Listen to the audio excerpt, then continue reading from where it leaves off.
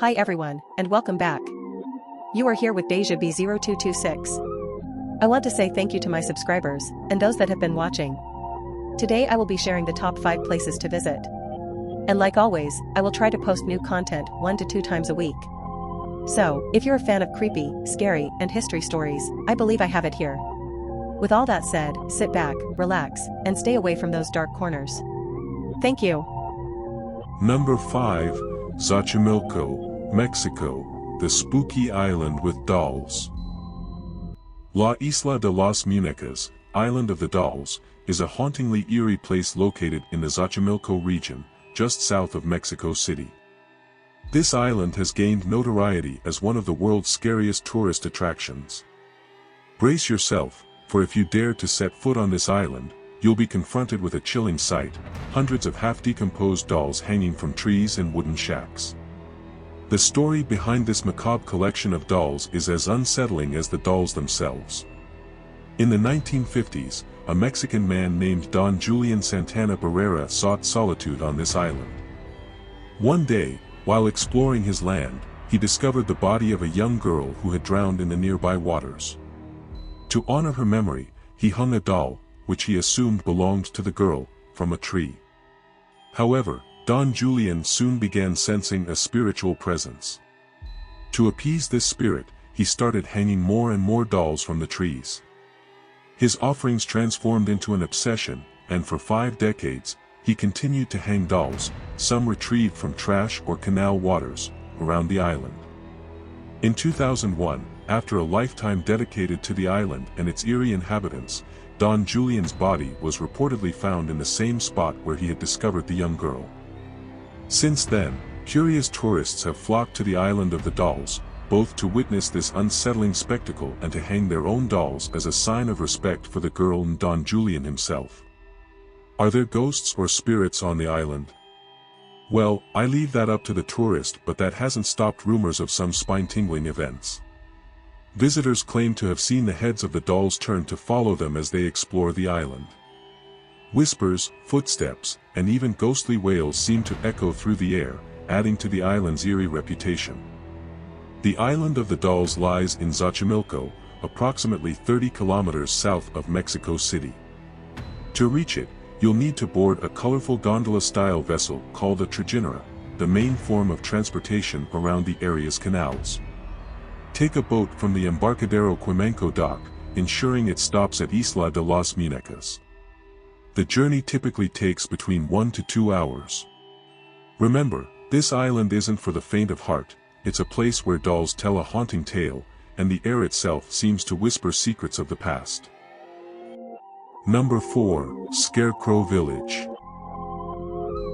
Nagoro, also known as the Scarecrow Village, is a hauntingly unique place located in the Iya Valley of Tokushima Prefecture, Japan. Here, the streets remain eerily quiet, and the once bustling village has dwindled to only about 30 living inhabitants. But what sets Nagoro apart is its population of life-size dolls that now outnumber humans by a ratio of more than 10 to 1. The inspiration for these dolls came from Tsukimi Ayano, a former resident who returned to Nagoro in 2001. She found her childhood village, which once had 300 residents, reduced to a mere 30. Many had left or passed away, leaving behind a sense of loneliness. Ayano initially created whimsical scarecrows for her vegetable garden, playfully fashioning one in the likeness of her father. The neighbors would greet the scarecrow, mistaking it for her father working early in the fields. This sparked conversations and connections. Confronted with the loss experienced by the village, Ayano decided to craft life-size dolls in the image of departed or deceased villagers. She has now made over 400 dolls. These handmade dolls are constructed from straw, fabric, newspapers, and old clothes. Each one seems to contain the soul of a departed villager, preserving their memory and presence in Nagoro. Nagoro's situation mirrors many rural areas in Japan. Since 2010, the nation has lost approximately 1.4 million people, significantly affecting both the economy and society. The village, also known as Kakashi no Sato, Scarecrow Village, stands as a poignant reminder of the challenges faced by rural communities in an increasingly urbanized world. Next time you visit Nagoro, keep an eye out for these silent, soulful companions that populate the streets, a testament to the memories that once thrived there. Number 3, the castle that inspired the legend of Dracula. Romania is a captivating region that beckons travelers with its rich history, stunning landscapes, and vibrant culture. Let's delve into why you should consider visiting this intriguing place, especially the famous Bran Castle, which has become synonymous with the legend of Dracula. Perched dramatically on a hill in Transylvania, Bran Castle boasts burnt orange tiled turrets and steeples rising above a crown of trees in Romania's Carpathian Mountains.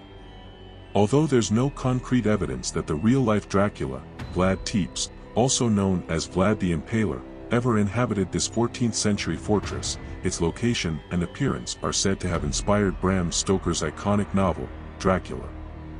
The Irish novelist loosely based his fictional vampire on this historical prince, notorious for skewering enemies on stakes as a public warning. So, while the connection to Dracula is more myth than fact, visitors from around the world come to experience the eerie thrill of Stoker's tale. Beyond its Dracula associations, Bran Castle has a fascinating history. Queen Marie of Romania once called this 57-room chateau home from 1920 to 1938. Behind its thick defensive walls lie cozy rooms, nooks, crannies, and even a secret stairway leading to a wood-paneled library. The castle's solitude appealed to the eccentric royal, who happened to be a granddaughter of England's Queen Victoria. During daylight, the imposing castle seems more fit for a queen than the Prince of Darkness, but on moonless nights, it might indeed resemble a lair. Beyond Bran Castle, Transylvania offers stunning landscapes, rolling hills, dense forests, and charming villages. Explore the Carpathian Mountains, visit medieval towns like Brașov, and immerse yourself in the region's vibrant culture. While the castle itself isn't terrifying, the kitschy Dracula souvenirs sold at its foot can be amusingly spooky. From fanged beer steins to gory t-shirts and bottles of Dracula's blood wine, you'll find it all. So, whether you're drawn by the legend of Dracula, historical intrigue, or the allure of Transylvania's landscapes, a visit to Bran Castle is a must for curious travelers. Number 2, Lunatic Asylum. The Trans-Allegheny Lunatic Asylum, also known as the Weston State Hospital, is a place steeped in history and intrigue. Here are some compelling reasons why people might want to visit this unique location. Not only is the Trans-Allegheny Lunatic Asylum known for its historic charm, but it also has a paranormal reputation.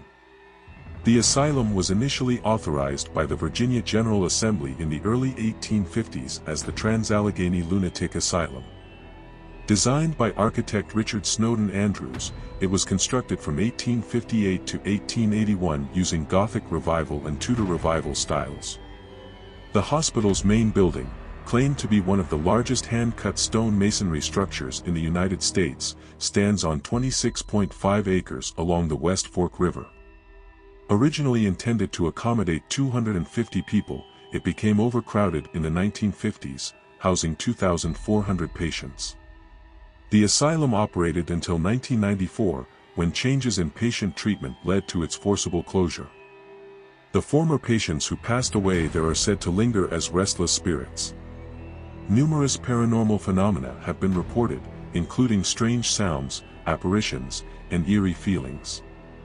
The asylum has been featured on TV shows such as Ghost Hunters and Ghost Adventures. As a National Historic Landmark, the asylum offers both historic and paranormal tours. During the tour season, which is from March 30th to November 10th, you can explore the asylum's rich history and learn about its impact on local and national events. Whether you're a history enthusiast or a paranormal seeker, this asylum promises an unforgettable experience. Before we continue to number 1, please don't forget to like, subscribe, and comment down below. And if you have a story you want me to share, let me know, and I will do my best to put it in my next video. So make sure to hit that bell of darkness, so you won't miss my newly uploaded videos. Thank you, and let's continue. Number 1, high school, turned to execution center. Tuol Sleng Genocide Museum, also known as Tuol Sleng or S21, is a place of immense historical significance and tragedy. Originally, Tuol Sleng was a secondary school named Tuol Sve Prey High School in Phnom Penh, Cambodia. In 1976, during the Khmer Rouge regime, it was converted into Security Prison 21, S21. The Khmer Rouge renamed it Security Prison 21, S21, and began using it as an interrogation, torture, and detention facility. The buildings were enclosed with electrified barbed wire, classrooms turned into tiny prison cells, and windows covered with iron bars and barbed wire to prevent escapes and suicides. From 1976 to 1979, an estimated 20,000 people were imprisoned at Tuol Sleng.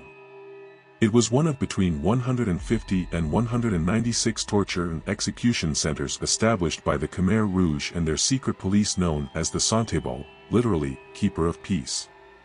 Inmates endured unimaginable suffering, and barely any of them survived this prison of no escape.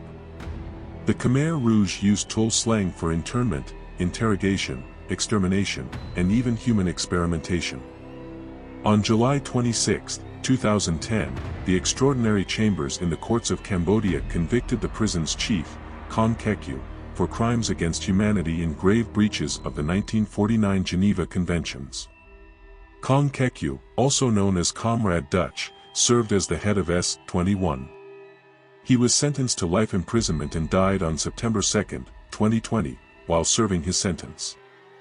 After the fall of the Khmer Rouge regime in 1979, the torture center was transformed into a museum.